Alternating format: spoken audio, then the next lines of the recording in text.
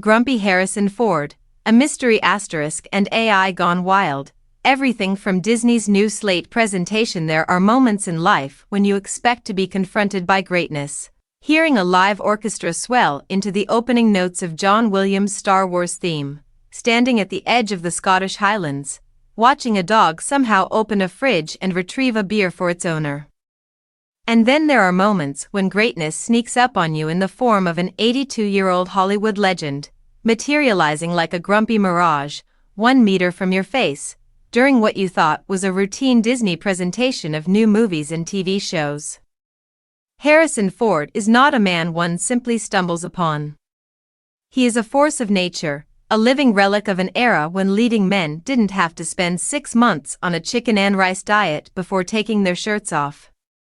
And yet, here he is, looking suitably nonplussed with the entire concept of being on a stage, fielding questions alongside his Captain America, Brave New World co-stars in an impromptu Q&A with all the enthusiasm of a guy who somehow finds himself trapped in the world's most boring hostage video.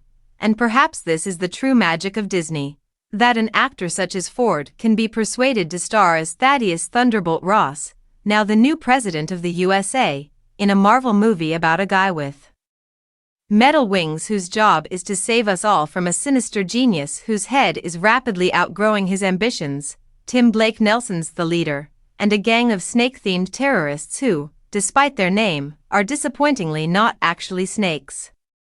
It's a classic Marvel dilemma. Can Sam Wilson protect democracy, avert global catastrophe, and stop Harrison Ford from walking off set midway through a fight scene because he's had enough of this nonsense?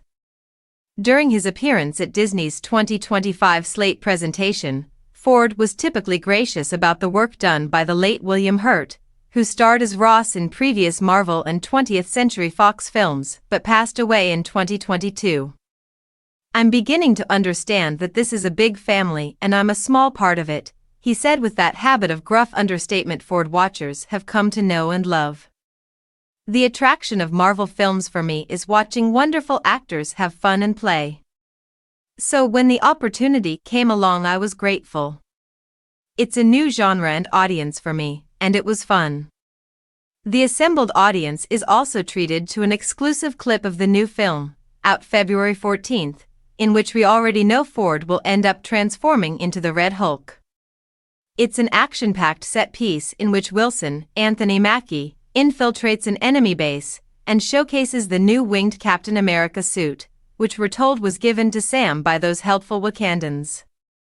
Marvel has always been a franchise built on increasingly wobbly physics, but even the most generous audience might struggle to believe that a bloke with no serum and no billionaire gadgets could stand toe-to-toe with a bad guy whose brain is so large it requires its own postcode. Elsewhere on the slate of new movies, we were treated to an intriguing look at the upcoming Thunderbolts Asterisk, which increasingly looks like it will be Marvel's answer to the Suicide Squad, but with fewer talking sharks and more ex-Avengers.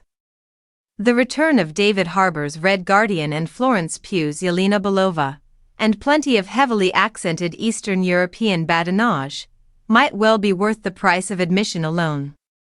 Wyatt Russell's John Walker/US agent looks as if he's been through the mill since we last saw him in the Disney Plus show The Falcon and the Winter Soldier, and there's still no confirmation of why the Thunderbolts Asterisk have an asterisk next to their name. Will this one be Marvel's new Guardians of the Galaxy? Or just another Eternals, a film that technically exists, gets released, but is then spoken about as often as Thor: The Dark World? We'll find out in May when the movie hits cinemas. Also on the slate is Tron: Ares, starring Jared Leto as the titular AI, who arrives in the real world from the digital domain with an undisclosed but dangerous mission.